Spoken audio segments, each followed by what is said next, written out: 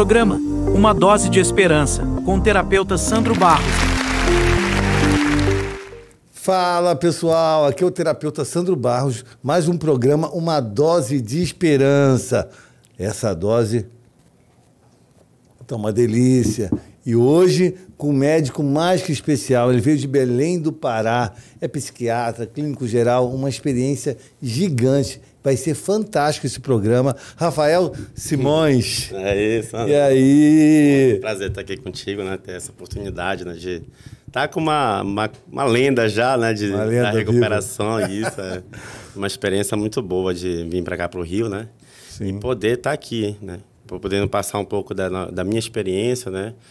Somando com a tua, né? E que a gente já se conhece também nesse tempo todo. Isso aí. E agora meio que registrar uma conversa nossa, né? Vai ser registrado. Não, e legal que a saúde mental é uma via de mão dupla, né? Sim. Então, ao começar esse diálogo, um acrescenta para a vida do outro, e vocês que estão assistindo, né? Eu costumo dizer que a psiquiatria, numa área da psiquiatria, que é a dependência química, né? Que é uma parte, vamos dizer, que são os F10, a F19, né? No CID, é uma área que, assim, os livros falam uma coisa, né? Os medicamentos, que é para dependência química, também falam uma coisa, mas na prática, no empirismo, né? Que a gente vai conhecendo e vivenciando, a gente vê que é totalmente diferente. Então, que, assim, é uma doença muito multifatorial, né? Multidisciplinar. Então, assim, a gente só consegue estudar mesmo a dependência química vivenciando ela. Vivenciando, né? Não, então, tem algum caso clínico, assim, seu que você percebeu que realmente foi um caso desafiador? Olha, a maioria dos casos desafiadores da dependência química é quando tem associação com doenças, né? Outras comorbidades. Sim. Principalmente o transtorno bipolar, né? A esquizofrenia, né? São doenças que podem levar a pessoa, né, o paciente, a usar droga, para meio que compensar. Para compensar. O desarrume ali, né, o desajuste da mente dele. Então, a mente meio que pede um tipo de substância, né? Sim. E às vezes o que é mais difícil é talvez diferenciar. Tipo, quem veio primeiro? Por exemplo, a esquizofrenia já tem muitos estudos, né, consolidados, né, sobre ela ser causada, né? Claro, inicialmente pela genética, né? Mas também ser causada pelo uso da maconha na adolescência. E aí, às vezes, a gente não sabe ali... Desenvolver um quadro, né? Se de fato também a pessoa ela iria ser esquizofrênica usando ou não, né? No caso, se ela não tivesse usado maconha. E aí, lá na frente, na hora de pegar esse paciente, a gente não tem como diferenciar muito. Quem veio primeiro, né? Que tem o ovo e a galinha. Ovo e a galinha, é verdade. Será que ele é esquizofrênico porque ele usou maconha ali dos 12 aos 15, aos 16 anos? Ou porque já era um fator genético? Ou ele já era, de fato, né? Eu tenho um tio lá que é esquizofrênico, tem um parentesco. Hereditariedade, né? Aí esses casos eu te falo que são os mais complexos. Porque aí tu tem que realmente esfriar a doença, né? Ou seja, controlar ela, né? Porque a esquizofrenia não tem cura. E tentar fazer toda aquela terapia, né? Que você sabe, né? Que a dependência química ela exige, né? Sim. São desde aí os EVIT, né? Psicoterapia e tudo mais. Então, assim, e são pacientes que têm que estar ali cada 3 meses no consultório. Não pode ficar muito tempo afastado do tratamento. Eu percebo que problemas psíquicos, né? Geram uso de drogas. E o uso de drogas também geram problemas psíquicos. Né? Então, assim, uma via de mão dupla ali também, entendeu? Então, é o que você falou. Eu fui visitar uma clínica e aí vi um garoto jovem, 20 anos lá, falando sozinho e tal, e já há muito tempo lá. Eu chamei o dono da clínica e falei, pô, que garoto jovem, bonito, né? Falando sozinho na clínica. Eu falei, não, esse aí vai ficar até o final aqui, até viver e morrer aqui, porque a família está pagando por mês, ele tem convênio, e ele atravessou o espelho. Eu falei, atravessou o espelho? Ele falou, não, psique partiu dele, ele não volta mais. Não tem mais nem a neuroplasticidade, né, que a gente ouve falar. Aí eu queria saber sobre isso, assim, a neuroplasticidade, ela atinge até um certo lugar, né? Ou não?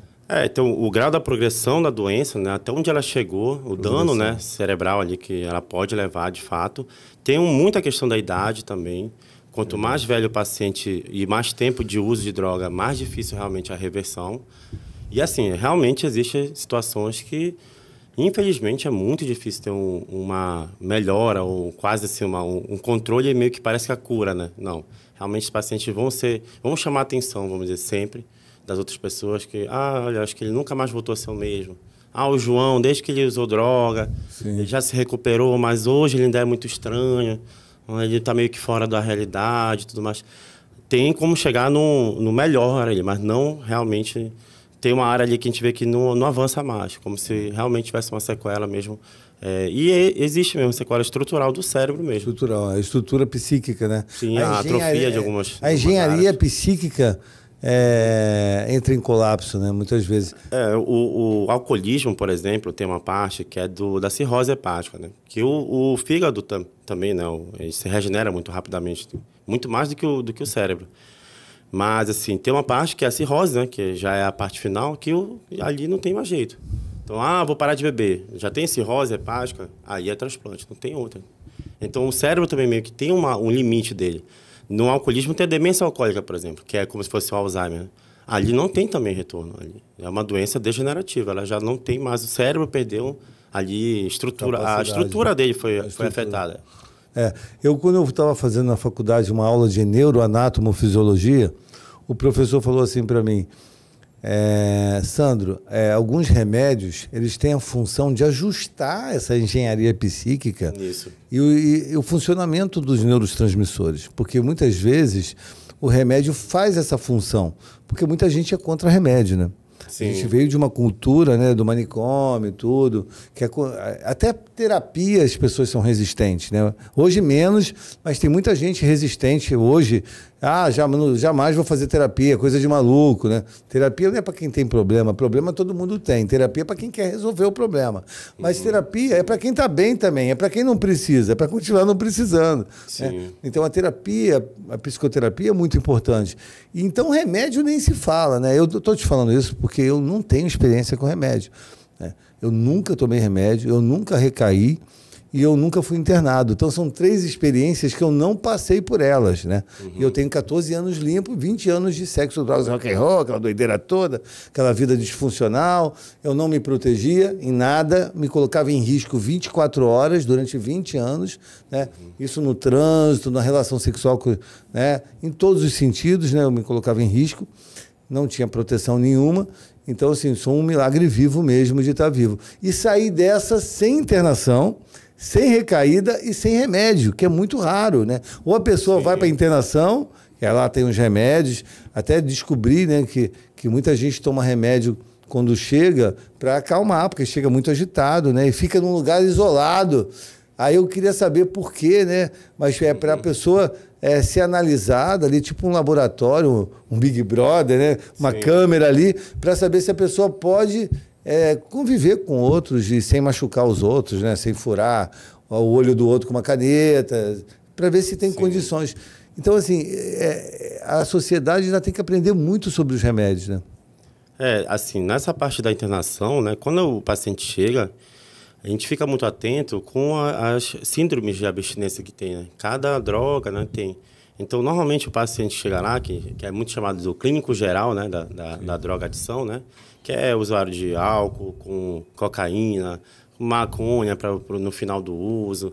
Aí mistura com um Zolpidem, né? Esses medicamentos para dormir, né? E assim, o cara chega... Rivotril, né? Diazepam também. E aí várias situações que o paciente chega que a gente não sabe quanto de droga, qual é a situação. Até porque eles mentem também, né? Sim, a maioria metade do uso. É o que falar, usava só. 3 baseados lá, 3 cigarros de maconha, né? Mas, na verdade, são 30 cigarros de maconha. E aí, nesse início ali, tem algumas doenças relacionadas à abstinência que são graves. A abstinência alcoólica, ela pode chegar até a morte. Se não for tratada. Uma síndrome da abstinência alcoólica é muito grave. É uma emergência, né? Psiquiátrica e normal. Eu ouvi falar que a abstinência de álcool e heroína matam. Sim, sim. O do álcool se a pessoa fica com sudorese, né? Fica suando, palpitação, tremores, né? Pode ter delírio que é o delírio tremilis, né? Que a pessoa ela fica em surto, né? Ela fica com uma psicose ali e vários sintomas físicos, né? E se a pessoa não controlar ali, ela pode ter uma arritmia, pode ter um infarto, pode ter um desfecho muito desfavorável. E o álcool está culturalmente inserido na sociedade. Sim. O álcool é o chefe da quadrilha das drogas, ele tem um poder aquisitivo de dinheiro muito grande, ele está em todos os canais de TV, ele está em todas as lojas de conveniência, Sim. ele é associado como algo inofensivo, enfim, é um golinho, é um chopinho, associado ao lazer, Sim. associado à alegria, associado à paz, né, muitas vezes, a viagens, a você relaxar. Então, o álcool, ele realmente, num casamento, por exemplo, você beber água é uma coisa assim, bem desafiadora, porque é todo mundo bebendo, né? Festa de criança. Sim. Então, você sabe que o álcool está inserido, né? E é tão complicado dizer não para o álcool, porque não é só dizer não para o álcool. É a insistência dos outros de você beber também, né? Sim. As pessoas ficam insistindo. Ninguém faz isso com água e com suco. Mas, por exemplo, um golinho, vai um golinho. Mas tem, né, o ideal para quem tem problema, né, com dependência química é evitar o primeiro gole, né? A abstinência, no caso, né, que tem até a questão da medicação, que depois a gente pode falar, que tem um desmame, sim. A pessoa pode ir reduzindo as doses e depois parar. Qual é o remédio que você toma para beber menos, para usar menos, que quando você bebe você passa mal? Tem um que é... Tem um que ele já é muito pouco utilizado, que é o que antigamente é chamado de antietanol, que é o disulfiram, o nome da substância. Que ele realmente tira uma enzima que é a enzima que quebra o álcool e faz ele ser digerido, né? Então, é álcool desidrogenase o nome da enzima. Então, ela pega esse remédio e meio que afeta essa enzima. Ou seja, você toma um álcool, ele não é digerido praticamente. Então, ele é tóxico mesmo, de fato. Então, você começa a tomar a bebida alcoólica, uma lata de cerveja, ou até menos, e você começa a ter uma urticária, começa a ter vermelhidão na pele, começa a ter um mal-estar, começa a ter um enjoo, vontade de vomitar. E aí faz com que a pessoa comece a criar ali uma antiempatia, vamos dizer assim, com o álcool. Só que ele é muito perigoso, porque a pessoa que sabe que está tomando disulfiram, ou ela pega e sabota, né? Fica dias sem tomar para poder beber. Né? Esconde de todo mundo, né? Ou seja, ou ela toma sabendo das consequências. Não, aí ela tomando, ela já meio que já sabe que se ela beber, ela pode morrer de fato. E pode mesmo. Então tem um termo que é assinado, termo de compromisso, né? Com a vida, pessoa, né? Não, a pessoa tem que assinar um termo para o psiquiatra se respaldar, dizer, olha, eu tô te avisando. Pra não ser acusado, né? Eu tô te avisando que esse remédio, se você beber, você pode vir até a óbito. E aí não tem muito o que fazer, porque essa enzima ela demora para ser reproduzida. Né? Justamente porque a pessoa pode mudar de ideia. Falar, tá bom, não vou tomar não. Aí chegou na hora, ficou embalada ali com a emoção do ambiente, o poder do ambiente, né? Sim. Onde tem ambiente, tem pessoas. Onde tem pessoas, tem ideias. Onde tem ideias, tem ações. Onde tem ações, tem resultados. Então, se você mudar o ambiente, você muda o resultado. Mas o ambiente tem um poder de influência. Esse caso desse medicamento que é uma coisa que eu acho muito ruim, se eu lhe falar. Porque, assim, a pessoa, ela não é assim que eu vejo o tratamento. Então, tem muito psiquiatras que não usam ele, o disulfiram, né? Porque a pessoa tem que ter um entendimento, né, do álcool. Não pode ser dessa forma. Mas, assim, é uma forma também de tratamento. Tem gente que se dá bem nessa forma. Já toma esse medicamento há anos, porque sabe que se um dia tomar o álcool, ele não vai se dar bem. Então, assim, só que é uma forma artificial, né? Eu acredito que seja assim. Mas tudo é válido para a pessoa parar de beber. Eu costumo falar que a dependência química é igual o camarão. Tem gente que tem alergia, tem gente que não. Nesse caso aí, a pessoa fica alérgica mesmo. Alérgica. Quem tem problema com camarão não pode comer nenhum camarão. Né? Sim. Então, o dependente químico precisa evitar a primeira dose, né? Não de esperança, mas de álcool e de drogas. Mas a família precisa evitar a primeira discussão, né? A codependência, dependência do dependente, né? Dependente do dependente. Então eu vejo muito assim, o filho viciado na cocaína e a mãe viciada no filho, como se fosse a cocaína da mãe, entendeu? Sim. Tipo assim, o vício é muito grande. Eu fui atender uma mãe e um filho em Copacabana, e o filho estava usando muita cocaína, estava usando R$50 por dia, morava na frente do morro, o ambiente também não favorecia, em Copacabana.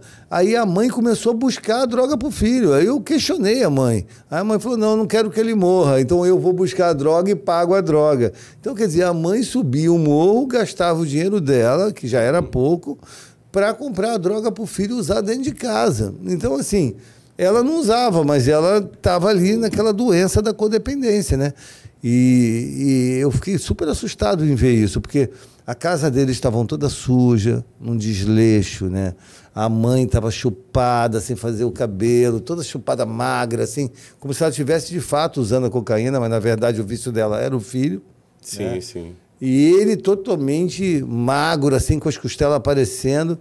E foi muito desafiador de ajudar essa família aí. O nível de estresse que passa, né, uma mãe de um usuário, né, ali, por exemplo, o usuário vai lá, começa o usuário de cocaína, vamos dar um exemplo, né, e fica lá 2, 3 dias usando, né, então assim, 2, 3 dias sumido, né? Então a mãe desse paciente provavelmente vai ficar 2, 3 dias sem dormir direito. 2, 3 dias. Num estresse danado, né? Pensando em qualquer momento ela pode ter uma notícia ruim do filho que morreu. Caixão, cadeia, então, clínica, né? Nível de 3,6, né? De cortisol, né? Que é o hormônio do estresse, que a gente chama assim.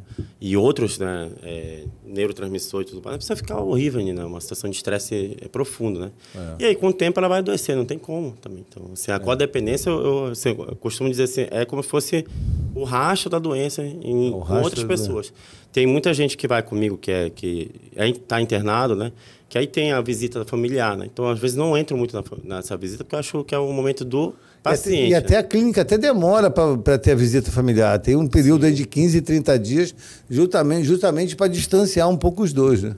E quando eu recebo, né? Aí depois eu for falar com a mãe, ou com o pai, né? Ou com os irmãos, né? Ou com a namorado, né? Do usuário e tudo. Eu percebo que tem uma doença instalada também lá. Então, assim, eu falo, opa, eu também tem uma situação aqui. E aí eu já recomendo, olha, você também precisa fazer uma terapia com um psicólogo. Sim. Ou realmente precisa ser avaliado por um outro psiquiatra para não ter ali um conflito, né? Ali, porque eu já estou atendendo o filho dela, vamos dizer, ou a filha, né, no caso. Sim. Então, assim, eu já estou ali atendendo, né, alguém da família. Então, é bom, às vezes, não ter isso, né? Não ter mais um paciente dentro da família para não ter uma confusão, vamos dizer assim. Tem a constelação também, que é uma terapia familiar, né? Familiar. Que é para tentar ali resolver toda aquela situação que uma mediadora. Aquela bagunça toda que o usuário já bagunça, causou. Isso aí. Como você falou, a casa tá toda bagunçada. Literalmente. Emocionalmente e fisicamente. E às vezes já roubou tudo também na casa. Infelizmente, né? Que já levou boa parte das coisas que tinha. Tô te falando que esses dias uma mãe foi atrás do filho, e o filho estava com a televisão dela nas costas, subindo para trocar por cocaína. Ela descobriu quando ela sentou no sofá, pegou o controle da televisão para ligar a televisão. Não tinha televisão, cara. Não tinha, entendeu? Assim, uma coisa bizarra. Às vezes depois, assim, vira, né? Quando o paciente está já em recuperação, a família acaba até virando algo cômico, né? Mas no momento ali, uma assim, tragédia que vira comédia, assim. Porque é até, assim, surreal de você assimilar isso. E eu pego cada caso também, né? Assim. Eu pego cada caso inacreditável. A família costuma falar que o sofrimento dela equivale... Só para a pessoa mensurar um pouco o sofrimento da família, da codependência, é como se fosse fazer um canal no dente sem anestesia. Dói muito, né? Sim. Já com anestesia, você dá aquela sentida, bota mais aí que não está suficiente, né? Coloca a seringa inteira de anestesia. Isso é a pergunta, né? Também, a pergunta tá bom, tá sentindo. Ainda. Então, e a família sofre dessa forma. E a família também, eu percebi também que a família, né? Esses 11 anos como terapeuta, já atendi mais de 5.000 pessoas, mas estou sempre aprendendo, sempre com aquela postura, só sei que nada sei, igual Sócrates, né? A filosofia é muito bacana, porque ela te dá aquele senso crítico de você questionar certas coisas, sair de ser manipulado pelos outros, pela sociedade. Então, Sócrates, eu adorei estudar sobre isso, né? Sócrates ficava embaixo de uma árvore e as pessoas chegavam para ele lá e falavam assim: Sócrates, eu odeio o meu marido. Aí ele falava assim: o que é ódio para você? E aí ele fazia as pessoas a pensarem com a própria cabeça. Tanto que teve que tomar o cicuta, que o governo deu para ele tomar, e a galera queria liberar ele. Falava, vamos fugir, vamos fugir. Ele, não, eu não tenho motivo para fugir. Eu vou fugir por quê? Se eu estou fazendo as pessoas pensarem com a própria cabeça. Eu não estou fazendo nada de errado. E ele tomou o cicuta e faleceu. Mas assim, ele estava contra o governo na época, que era uma manipulação de massa ali, na hora. Então, eu gosto de fazer as pessoas pensarem, sabe? De refletir, tudo. Então, assim, eu que tô nesse tempo todo aí atendendo, e vivi isso, né? Eu tenho a dependência química que eu vivi 20 anos, 3 overdoses, já tentei o suicídio aí e desisti em cima da hora. tenho essa experiência toda, isso agrega na hora de eu entender uma pessoa, né? E eu percebo que a família, ela também está tomando o chá do já tô bom, né? Às vezes o filho ou o marido melhora um pouquinho, já está resolvido, acha que está curado, né? Para o espiritual até tá, né? Mas para a medicina não tá. Tem essa leitura também, né? Para a medicina não tem cura, né? O câncer não tem cura, a AIDS não tem cura, a dependência química não tem cura, né? Tá lá na OMS, no CID e tal. Mas assim, para o poder superior, para a espiritualidade da pessoa, né? Cada um tem a sua, né? Tem o espírito evangélico, o budista, o ateu, que no caso é a natureza, né? O universo também, mas cada um tem sua crença. E aí eu percebo o seguinte, que a família muitas vezes me liga desesperado. Aí eu começo a atender a família, daqui a pouco ela some. Aí eu tento falar com ela, não consigo. Aí eu falei, pô, mas você está sumido há 5 meses, como tá? Aí já está ótimo. Ele já está ótimo, já está trabalhando, está sóbrio e tal. Aí depois me liga de novo. Sim. Né? Porque realmente os sintomas sumiram ali aparentemente. Na família é a última a saber. Né? Na verdade, o que levou ele? Qual foi a causa? Qual foi o gatilho? Porque, cara, de repente, numa redução de danos, né, que a pessoa vai reduzindo, né, da cocaína vai para a maconha, ou da maconha vai para a bebida, ou da bebida vai para a maconha, né? Redução de danos, vai reduzindo os danos. A pessoa tem algum gatilho de alguma coisa, alguém morre, ou perde o trabalho, ou tem uma quebra financeira, como a gente falou sobre isso, né? Sim. O índice de suicídio, né? Na ansiedade financeira. Né? Como que é isso aí, cara? Essa primeira parte que você estava falando, tem uma parte que é assim, o tempo de recuperação tem muitas fases, né? Então, assim, tem uma hora que realmente parece que não vai ter, que assim, a doença morreu, né? Que assim, a dependência química não existe mais. O próprio paciente, ele realmente tem essa sensação de que ele está livre, vamos dizer assim. Só que você falou uma coisa interessante. Quando ele volta para os mesmos erros que a gente coloca como uma insanidade, né? Começa a repetir as mesmas coisas que ele fazia antigamente, é a hora que começa a vir um processo de novo de recaída. Então, assim, a família, às vezes, ela coloca o paciente como já recuperado, né? 100%. Sim. Então, já pode fazer isso aqui, já pode fazer isso aqui, ali e tal. Já não precisa tomar mais remédio, porque a gente vê que ele está bem.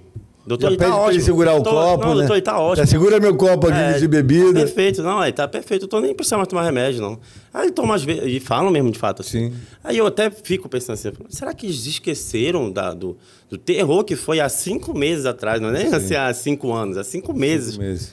E assim eu fico pensando, realmente é uma situação muito difícil, porque da dependência química que vem a doença da adicção, ela tem muito da parte do orgulho do paciente. Tipo assim, não vou tomar remédio porque eu já estou bem, não vou ficar me drogando. Que essa já estou bom, né? Remédio é droga. Eu já estou bom. Chá do já estou bom. E aí vem o que a gente estava falando. Por exemplo, o cara ali ele perde um dinheiro, né? Enfim, manda um pix errado. Acontece hoje, tem muito golpe, né? E aí ele perde uma grana. Esse dependente químico, vamos colocar o mesmo caso, né? E aí pronto, é uma questão assim tem um paciente aí que falava assim, doutor, se eu tiver um peteleco em mim, eu recaio. Eu estou numa situação aqui que eu estou para recair. Né? Estou para recair, por quê? Eu fui demitido do meu emprego e eu estava bem de dinheiro e agora estou sem dinheiro. E aí volta para a clínica, como volta teus pacientes, volta de... Então assim, uns têm noção de dizer, doutor, vai acontecer de novo. Eu vou recair de novo, vou voltar tudo do zero. Então eu quero ficar aqui para esse final de semana, porque eu... tive uma desavença com a minha namorada, terminamos o namoro e eu já estou pensando em usar. Ou questão financeira, né, que você colocou. Sim. Que é uma coisa muito comum também. Até primeiramente, suicídio, né? E outra coisa também, o usuário, normalmente, um bem-sucedido até, inclusive, financeiramente, ele perde muito dinheiro no uso. Sim. Ou deixa de ganhar muito dinheiro, né? Deixa de ganhar e perde os dois, né? Perde os dois. E aí o que ele quer? Ele quer, na hora que ele volta, né, se recupera, ele quer o quê? Recuperar toda a grana que ele perdeu, né? E mais o que ele vai ganhar, né? Isso. E às vezes quer trabalhar 3 vezes mais do que o comum, quer fazer aquela autorreparação, né? Que é assim, eu vou me reparar agora, eu vou voltar, o meu carro que eu vendi lá, eu vou recuperar ele. Aí começa a ficar ali. Então, assim, tem essa euforia, né? Da pessoa que está em recuperação. Eu quero logo imediatismo. Não, e aí vem a exaustão, né? Trabalha para recuperar o que perdeu, para recuperar o tempo perdido que deixou de ganhar e para ganhar mais do que está ganhando. Aí vai trabalhar. Aí fica meio que associado ao pedreiro, né? O pedreiro, o que acontece muito? Meu primo trabalha com obra, eles trabalham de segunda a sexta o dia inteiro, rala pra caramba, exaustão. Chega na sexta-feira, fala, eu mereço. Gasta tudo na sexta-feira. Sábado tá duro, domingo tá duro, segunda vai trabalhar de novo. E se você der o dinheiro antes de trabalhar, eles somem. Também tem isso. Né? Porque eles vão gastar tudo com pinga ou com outras drogas, né? Um abismo leva outro abismo. Estamos apresentando Uma Dose de Esperança, com o terapeuta Sandro Barros. Sandro Barros é terapeuta e acompanhante terapêutico, profissional de saúde altamente capacitado e experiente, que combina conhecimento teórico e prático para desenvolver estratégias de tratamento personalizadas. Atuando tanto presencialmente quanto online, Sandro oferece atenção individualizada ao paciente e à sua família, guiando-os no processo de recuperação, promovendo a melhoria da qualidade de vida e facilitando sua reinserção social. Sandro fundou a empresa Independência Química. Ela tem como diferencial suas palestras, acompanhamento terapêutico, que é uma profissão do futuro, e atendimento presencial e online. Seu método é exclusivo e inovador, combinando práticas terapêuticas personalizadas com um enfoque na inteligência emocional. O Instituto Sandro Barros é referência em saúde mental. Confira alguns projetos do Instituto. Ele criou o projeto Domingo Social, que oferece atendimento gratuito a quem precisa de suporte terapêutico. Também idealizou o projeto Um Dia na Sociedade, que recompensa pacientes com bom comportamento durante a internação, proporcionando uma experiência de acompanhamento terapêutico especial em ambientes sociais, renovando a perspectiva de vida. Outro destaque do trabalho de Sandro é o projeto Acolhimento Sem Fronteiras, voltado para oferecer apoio terapêutico à comunidade LGBTQIA+. Acompanhe o terapeuta Sandro Barros nas redes sociais e conheça mais sobre seu trabalho transformador. Voltamos a apresentar Uma Dose de Esperança, com o terapeuta Sandro Barros. É uma gangorra emocional. Ou ela está no consumo, ou ela está no cansaço. Se recuperando dos 4 dias de bebidas, de rave. Eu, no meu caso, eu ia para uma rave, eu chegava na rave sexta-feira, eu chegava segunda-feira de manhã, me arrastando, sem R$1, sem dinheiro para o metrô, pedindo para desconhecido, cheio de lama, chorando, falando assim, o que eu fiz? Nossa, fiz tanta coisa errada, mas esse prejuízo do sofrimento, ele parece que dissolve rápido, cara. Rápido. Tanto para a família, que já esqueceu a tragédia, como você falou, sim, quanto para o dependente que usa. Por que a mente, né? A mente, ela mente muito, ela ilude muito e ela acaba, né, te sabotando, né? Eu costumo falar que a mente é igual à internet, né? Tem um lado bom e um lado ruim. A internet, o lado bom é que você atinge lugares que você nunca foi, né? No meu caso, sim, tem vídeos meus em Portugal, no Japão, e dizem isso para mim, mas eu nunca fui para lá. Mas meus vídeos foram. Em Belém, né? Também. Belém, né? Onde você é, que eu nunca fui. Meus vídeos estão rodando lá, né? Sim. Teve um que teve 18 milhões de visualizações, né? Que o cara me reconheceu. Que eu atendo lá, falo, olha, tal. Eu até falo, olha, eu conheço o Sandro Barros. E tudo mais. Você recebeu um vídeo meu, né? Pô, eu conheço ele. Sim. Na Austrália, meu amigo falou, Sandro, eu tô recebendo um vídeo seu aqui. Eu falei que era seu amigo. O pessoal nem acreditou. O alcance é muito bom. Muito grande. Uma coisa, por exemplo, em Narcóticos Anônimos, que hoje tem uma reunião virtual, que há 10 anos atrás não tinha. Então a internet ela pode ser usada muito positivamente para a recuperação. Até a faculdade de psicologia, na época da pandemia, eu fiz uma disciplina online que não tinha até então, não era permitido, sim, né? Então, até medicina também. Mas então a internet, ela é positiva por um lado, mas ela é negativa por outro. Na internet tem ali informações que prejudicam a vida da pessoa, né?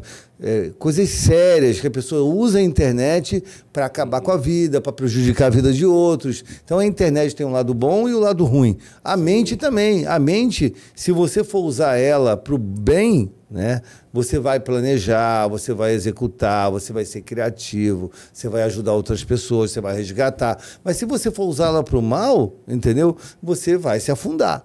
né? Então, assim, eu percebi que os prejuízos, eles são dissolvidos. Assim, por que na primeira overdose eu não mudei ali? Porque eu falei, não, eu nunca mais vou usar, mas depois caiu no esquecimento. Caiu no esquecimento. Então, quando eu fiz o curso de terapeuta, o meu professor falava assim, os sofrimentos e os prejuízos, eles vão dissolvendo até o ponto de você não lembrar mais e até ver de forma diferente. Sim. Já o prazer está tatuado na sua cabeça, você nunca vai esquecer. Por isso que você volta a usar, porque você quer o prazer do início. Sim. Né? Então, se os prejuízos caem no esquecimento, né? Então, por que eu tive 3 overdoses? Porque o primeiro caiu no esquecimento. Falei, não é tão grave assim não. Acho que não era tão forte. Você vai minimizando, né? Sim. Então, assim, isso vai acabar ajudando a pessoa a recair. O processo de memória, ele tem muita relação com a quantidade de neurotransmissor. Ou seja, quanto de dopamina, serotonina tinha naquele momento que você vai, por exemplo, evocar a memória. Então, por exemplo, sempre eu até pergunto, e é uma questão de neurociência mesmo. Você consegue lembrar do pior dia da sua vida? Com detalhes, inclusive. E não consegue lembrar do melhor dia da sua vida. Dificilmente alguém fala, o melhor dia da minha vida foi aquele dia lá que eu ganhei meu primeiro salário, ou que eu casei e tudo mais. Até casamento, tudo bem. Você consegue lembrar do pior, mas não do melhor? É muito mais fácil. Porque numa questão, por exemplo, de morte de um parente, morreu o pai da pessoa, a mãe da pessoa. Naquele dia ali, ele lembra de detalhes do que aconteceu no dia. Porque naquele dia tinha uma enxurrada de neurotransmissor na cabeça. Uma cachoeira de dopamina. Cachoeira de tudo quanto é coisa. Tudo quanto de serotonina, acetilcolina, que é parte já do nervo periférico, e tudo. Noradrenalina, dopamina. Isso vira um trauma, uma marca psíquica que gera um consumo também. Naquele momento ali, é uma enxurrada, né, de neurotransmissor e tudo mais. E aí se forma uma memória muito resistente. O nome até é traço mnemônico, né, que é assim, forma ali uma memória que é uma tatuagem, né? Então, aquele dia lá da morte lá de alguém que você amava muito e tal, aquilo ali é inesquecível. E na hora que você vai usar droga, já que é o lado positivo ou não, né, pro cérebro, claro, né, porque há uma grande descarga de dopamina. Então, naquele início do uso ali, você vai lembrar aquilo ali. E quando o teu cérebro já está lá embaixo, você não tem mais nada que eu falo assim, a laranja, já tu aperta, espreme a laranja, não sai mais nada de líquido, né, tu já tirou tudo.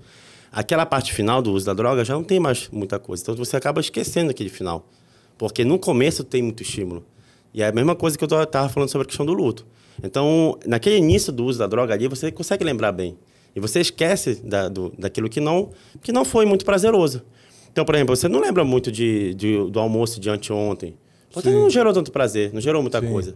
Mas se você usou droga 2 dias atrás... Você lembra exatamente como foi que você pegou a droga, como é que foi, em qual banheiro, né, o cara foi lá usar cocaína. Banheiro é gatilho, muitas vezes, né? Banheiro é um evite para algumas pessoas. Então, assim, esse é o problema do cérebro nosso, porque ele tem essa tendência de vincular o que foi mais prazeroso para ele ou que gerou mais emoção, né?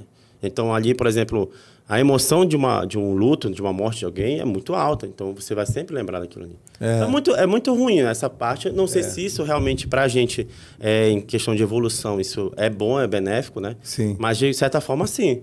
Porque a gente vai sempre lembrar de algo muito emocionante, como antigamente era lá. Emocional, né? Lá no passado do passado, né? Uns 50 mil anos atrás, né? Que tinha uma emoção muito grande de fazer uma caça. O cara lembrava exatamente como ele fazia para caçar, por conta da descarga adrenérgica e tudo. Sim. Então, assim, hoje a gente já não tem mais isso, mas a droga, ela simula muito que a gente falou há pouco, né, fora que é a questão do pular de paraquedas, né, o quanto de emoção daquilo. De emoção, E a cocaína, por exemplo, quanto não é semelhante àquela emoção, né? Sim. Então, aquele assim, impacto emocional, você fica ativo, né? E você não esquece um pulo de paraquedas, porque ali você, entendeu? O cérebro tem essa função também de proteger e do prazer imediato, né? Sim. Esses são dois quesitos muito importantes, né? O prazer imediato é realmente algo assim que potencializa, né? Tem gente que usa cocaína e fica querendo fazer coisas até assim que fica... É uma disfunção cognitiva, né? E o remédio, cara? Porque assim, hoje, esses dias me falaram assim, o Vyvanse é a cocaína da farmácia, porque a boca fica seca, porque tem os sintomas da cocaína, me faz lembrar a cocaína, não sei se era o Vyvanse ou se era a Ritalina. Hoje em dia, os remédios, assim, Só para te escutar sobre remédio, que eu não entendo nada, eu sou amigo de um médico que ele viu o WhatsApp do filho, que deixou aberto. O filho dormiu. E o filho faz medicina. Aí ele viu o grupo de medicina. O grupo de medicina, acho que não sei quantas pessoas tinham, o papo era só remédio que dava onda, quantidade, um competindo quem era mais forte que o outro. Né? Esse meio da medicina, você sabe muito bem, já teve reportagem na TV, o quanto as pessoas usam droga lá dentro enquanto estão trabalhando, o acesso aos médicos à medicina. Né? Tem um lado dos médicos... Um grupo vulnerável, né? É um grupo vulnerável, exatamente, que está ali em contato com tem os pedidos, né, os laudos, tem acesso à farmácia com muito mais facilidade e também muitos chamam os médicos de semideus, né, da soberba, do egocentrismo. Que então, também leva ao uso da droga. Né? Fala um pouco sobre isso para mim. Essa questão assim... Você é médico há quanto tempo já? Tem 8 anos. 8 anos. Você está com 37, então você 37, se formou com 29. Com 30 anos. Com 30, e lá em Belém do Pará? Sim. Você sempre morou lá? Sempre. Então você estudou lá? Eu morei também um tempo, né, na Bolívia, mas eu não estudei nada lá, não. O meu estudo foi tudo em Belém, né? Em Belém do Pará. E aí você se formou lá? A psiquiatria foi também uma faculdade de Goiânia. De Goiânia, entendi. Que é de lá, né? Que é a sede, no caso. Né? E fora os nomes, né, dos remédios, que são complicadíssimos. Sim, e a função de cada remédio, né? A questão ali, por exemplo, quando você estuda uma droga, né, no caso do estudante de medicina, quando ele vai ler sobre, né, um remédio específico, e aí vê ali, aqui eu posso, né, ter uma vantagem em cima disso, né? Então, assim, ele vai lá e usa. Ou, às vezes, vê um colega que já usou, né, uma Ritalina, né, que é uma droga, infelizmente, muito consumida, né? De forma errada, tá? Isso aí piora muito em alguns casos, tá? Então, a pessoa não tem ganho, não. Essa história de vou estudar, tomar um remédio X lá, que eu vou ter melhora. Não, a pessoa vai ter uma piora, porque ela pode até aprender muita coisa, mas ela não vai guardar nada, praticamente. Então, assim, pode aprender, mas não vai guardar. Isso é importante. Porque se não guardar... É uma ilusão também. A ilusão da droga tem também nesses ilusão dos remédios. Remédios também. Remédio muitas vezes é droga também, né? Ele pode ser usado como uma droga, né? A maioria desses assim, que são tarja preta, né? Então, assim, e o pior depois disso, que a pessoa começa a se condicionar a ter que tomar um remédio para poder estudar. Ou seja, já é um problema. Consegue estudar sem o remédio. Já começa porque é igual a cafeína da academia, né? Que, não, tem que tomar a cápsula de cafeína para poder para correr. Então, assim, mas a pessoa nem tem mais muito ganho. Mas essa é a função do cérebro também, né? Associar e condicionar um comportamento com resultado, né? Sim, a parte da adicção é isso, é o condicionamento. Você se condiciona aquela coisa, né? E assim, aí hoje tem drogas muito fáceis, de muito fácil acesso também, né? Então, assim, e eu já vi no consultório que aí eu falo que é comportamento de um dependente químico, é quando ele começa a forjar até uma doença, sabendo que o tratamento é uma droga específica. Então, eu vejo muita gente hoje falar da explosão do TDAH. A maioria das pessoas que querem esse TDAH, às vezes ela tem a busca pelo remédio do TDAH. Então, ela sabe que se o seu psiquiatra lá, o Rafael lá, vou lá com o doutor lá. Se eu falar que tem TDAH, eu tomo remédio. Ele vai me prescrever um Venvance, né? O Venvance é uma anfetamina. O nome dele, na verdade, é lisdexanfetamina.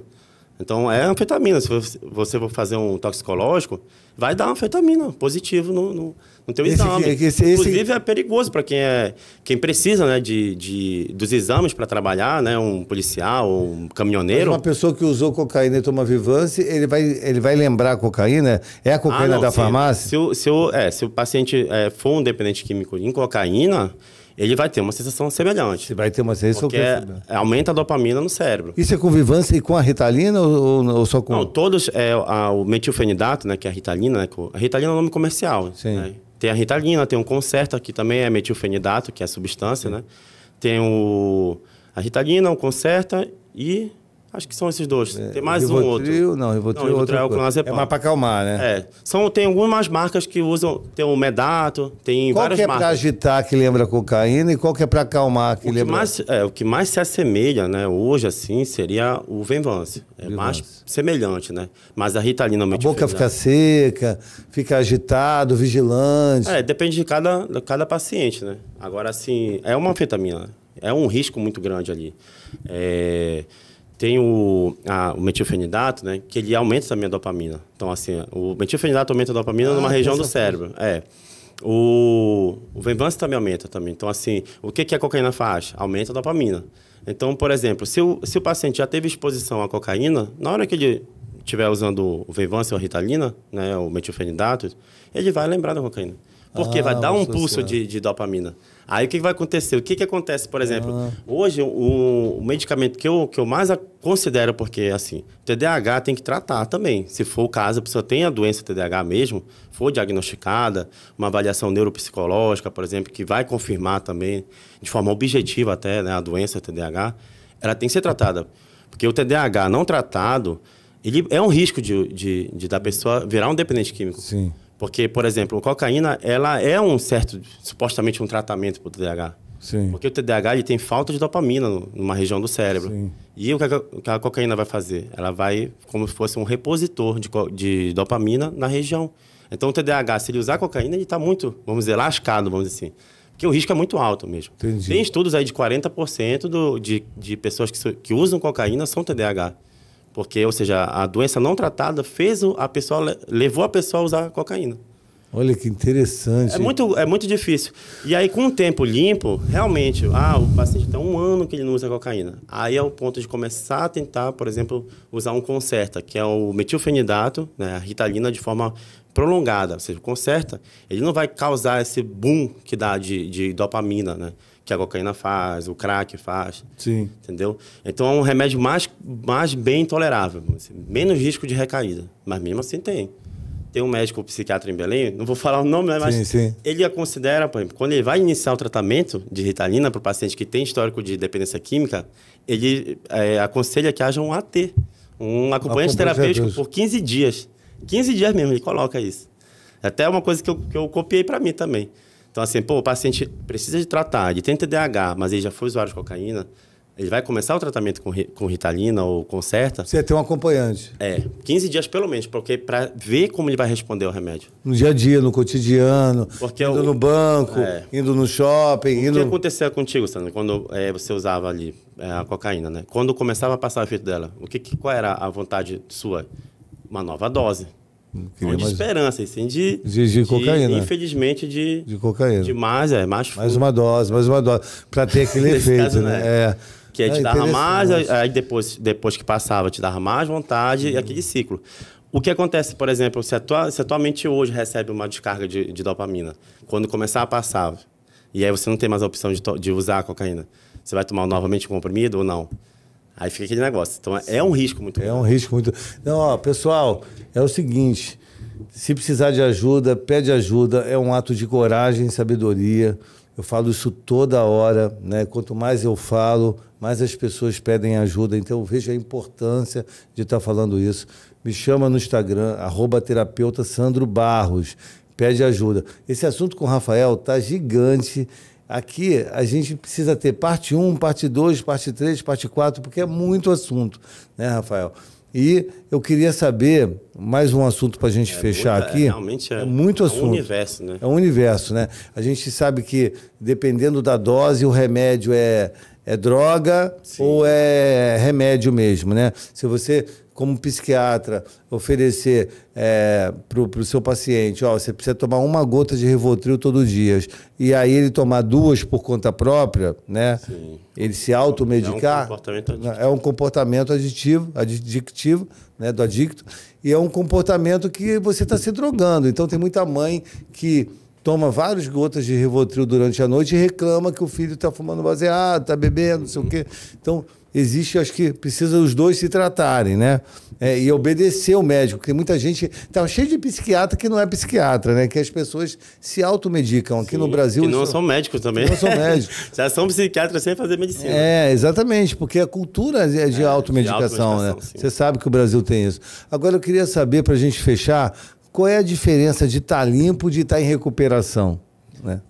Isso é muito bom. Isso é uma questão, por exemplo, de pessoas que têm a doença da adicção, né, que é considerado uma série de comportamentos, né? Um deles é o uso da droga, né? E assim, tá limpo é a pessoa que está ali, vamos dizer assim, sem o uso da droga.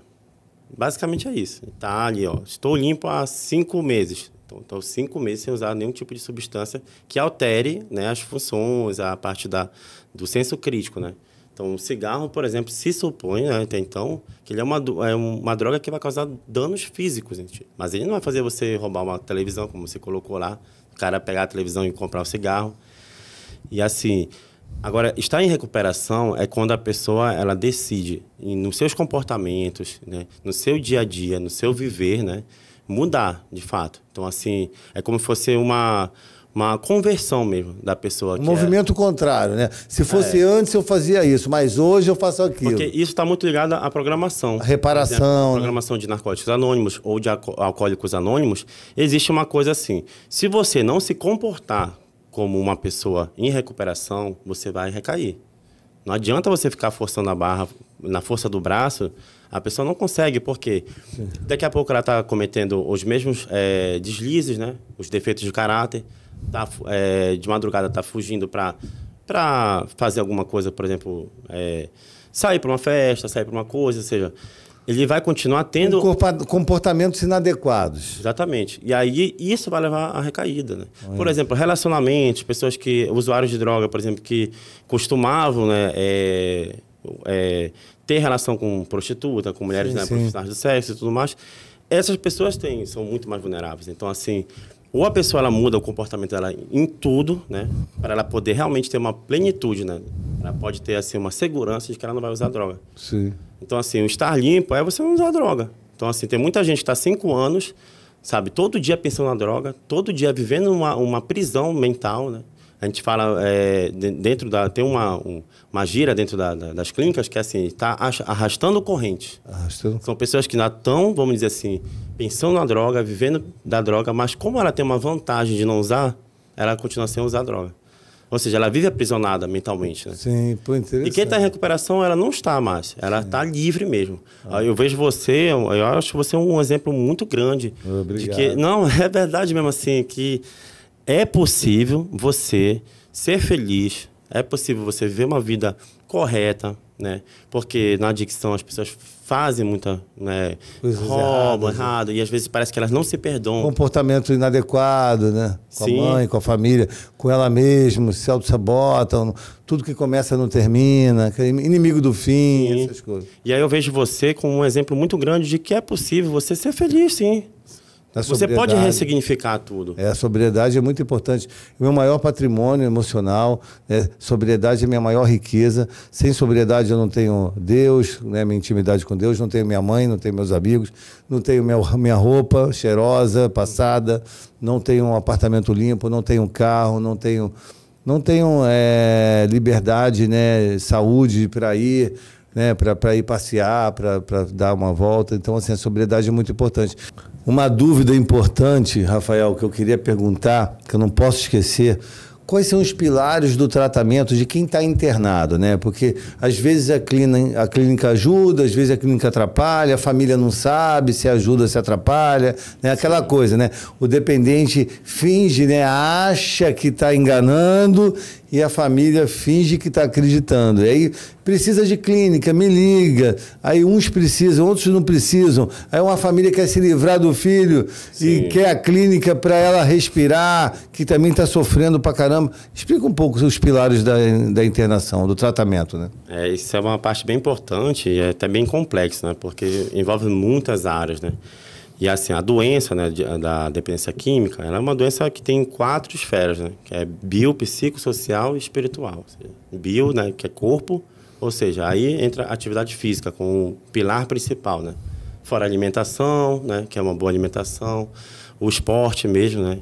Ali que vai, principalmente os de ar livre, os de que tem aeróbico, né?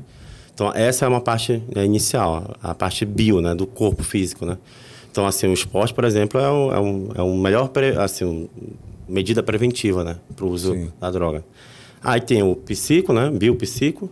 Psico é a parte da terapia, né, você, né, ali na terapia, ali para tentar entender, né, tirar, né, todos aqueles comportamentos. Uma viagem terapêutica também ajuda, né? Sim. E também a parte, né, ali do psiquiatra, né, do medicamento, quando necessário, né, tal. social é o que a gente fala muito, que é a família, que você falou há pouco, né? O social é onde ele vai ficar, aonde ele vai se inserir. Por exemplo, muitas altas na clínica que a gente dá para o paciente é quando a gente vê para onde ele está indo. Eu falo às vezes para o paciente, olha, eu já cheguei a falar para o paciente, você já está em boas condições, você já tem condições de voltar para a sociedade, né? Só que se você sair daqui, você vai para uma cova de leão. Você vai para um local onde ainda está muito doente. Então, você vai para onde, de fato? Você vai para sua casa. Lá na sua casa, você já está sem falar com seu pai, você já está com uma briga ainda com a sua ex-namorada. Mas será que a família está preparada para receber a pessoa? Também se ela também não vai adoecer ali de novo. Então, né? porque o que acontece muito, e que a gente até esqueceu de falar aqui, eu vou falar aqui agora, o dependente químico, às vezes, precisa buscar o grupo de NA, de AA, exatamente, e a família, o Naranon, o amor exigente, para saber lidar. Porque lá na Europa, em Portugal, o que acontece?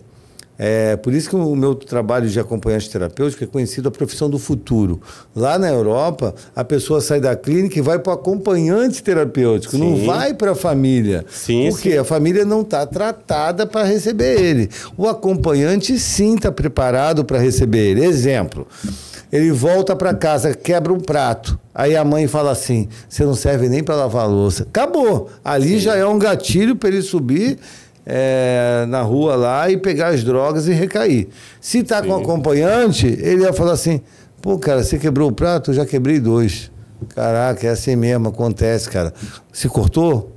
Beleza. Vamos continuar aqui a atividade terapêutica. Então, as respostas, né, o lidar, essa questão também que precisa saber. Às vezes você mesmo, né, como acompanhante ali, você, na família, dentro da família, você consegue perceber também. Sim. E repassar para o psiquiatra, para o psicólogo também, ou para um outro terapeuta, vamos dizer assim. Olha, eu fui lá com o paciente X e fui na casa dele, eu vi que as pessoas tratam ele com preconceito. Sim. Falam para ele. Aí faz a leitura do cenário. Também. É até importante. Ninguém tem como saber, né? É até importante deixar claro que o ideal seria o paciente ter um psiquiatra. Qual é a função do psiquiatra, pessoal? Passar remédios. Então, às vezes, o psiquiatra não demora tanto tempo numa consulta como um psicólogo. Sim. Um psicólogo, um terapeuta, ele trabalha questões emocionais, ele trabalha a causa do problema, o que levou ele ao consumo, se foi a perda do pai, a figura paterna, se foi bullying, se foi tudo isso e mais um pouco. Então, um psicólogo, geralmente, é 45 minutos, 1 hora, né, que é o ideal, para não ficar nem muito nem pouco, e ele levanta certas questões para saber o que está passando no coração e na mente do paciente. O psiquiatra, ele faz uma leitura muito rápida e passa os remédios para ajustar os neurotransmissores. E o acompanhante terapêutico acompanha, né? Acompanha na sociedade, no shopping, na praia, no colégio, na academia. Então, quando os 3 trabalham juntos e os 3 se comunicam, né? Aí o psicólogo fala, pô, na sessão o paciente X saiu mexido e chorando. Aí o psiquiatra fala, o medicamento que eu dei é melhor diminuir um pouco, porque eu acho que está causando um problema maior. Aí o acompanhante fala, pô, comigo ele riu o tempo todo, não mostrou sofrimento nenhum. Então, esse tipo de comunicação é importante para o resultado, né? A estratégia é muito importante, né? Você criar uma estratégia que tenha um bom resultado. A família não vê muito assim, ela não tem esse conhecimento. Ela fala, não, você está com acompanhante, tira o psicólogo e o psiquiatra. Você está com o psiquiatra, não precisa do acompanhante. Às vezes não sabe a função, né? Pô, o psiquiatra só me atendeu 20 minutos, ele nem escutou, né? As minhas queixas emocionais, entendeu? Então, assim, eles confundem muito a função do quê, sabe? Ali no início, né, o diagnóstico, né, que é um pouco mais demorado, às vezes você precisa ficar mais tempo, né, para poder pegar ali, né? Mas na dependência química, realmente, o psiquiatra é uma parte bem assim, a questão muito mais de medicamento mesmo. Mais medicamento. E a parte final, que é a parte espiritual. E aí entra, como você falou, da social, que é o Narcóticos Anônimos, né, que é um programa espiritual. Existe a religião mesmo da pessoa, entendeu? A forma como ela vai meditar, né? Criar um propósito novo de vida. Boa. Entendeu? A parte que eu acredito assim, são doenças da alma, né? Então, assim, a dependência química, ela também esvazia a pessoa de propósito, né? De objetivo de vida. Então, ela tem que ter um senso maior de que há algo, um poder superior. Poder superior maior. Que rege tudo isso, entendeu? Isso é muito importante.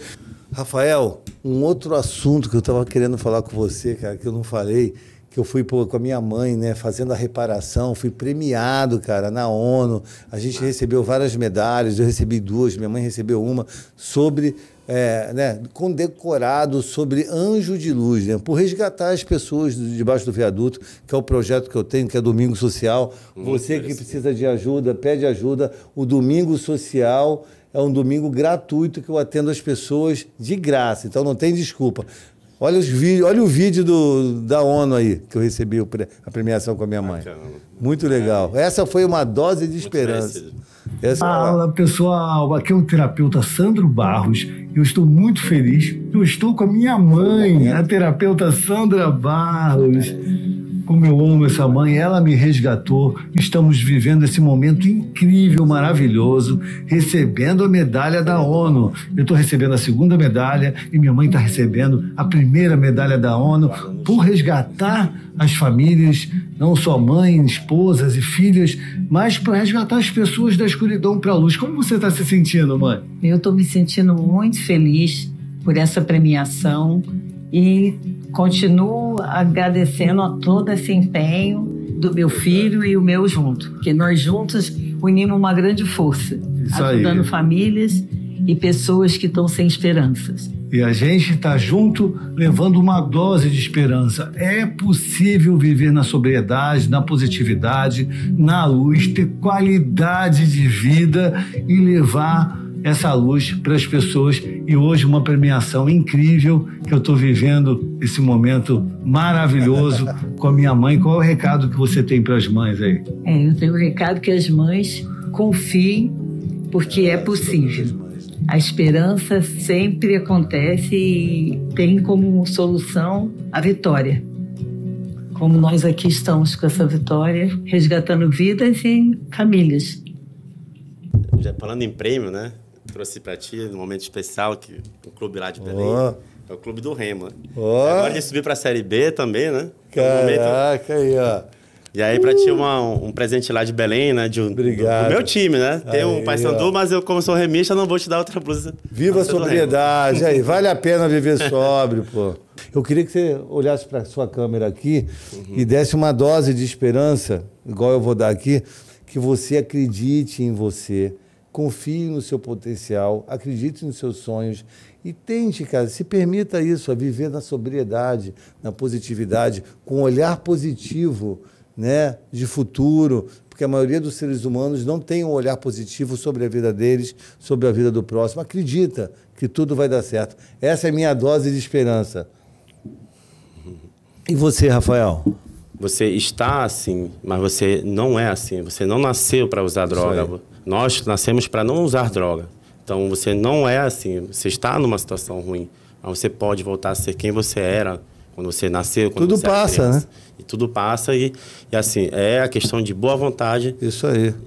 De tratar e de se recuperar. A mesma boa vontade para usar, tem que fazer para não usar. Então, assim, desperdiçar que seja 1 ano da sua vida usando droga, né? Perdendo ali o contato com a família, perdendo coisas, oportunidades de estudo, de profissão. Então, assim, qualquer pessoa que tiver e que ainda não usou, que é a forma mais, a melhor forma de não usar, de não usar droga, de não se viciar, é nunca experimentando. Então, nada vale mais do que ter a sua vida em plenitude. Coloco a questão do Sandro, que ele me coloca muito os anos que ele perdeu, né? Então, assim, é um exemplo, né? Então, eu vejo muitas pessoas jovens desperdiçando os momentos importantes da vida para utilizar droga. Então, assim, pensem muito antes de quem já está no uso, né? Porque, para que continuar, né?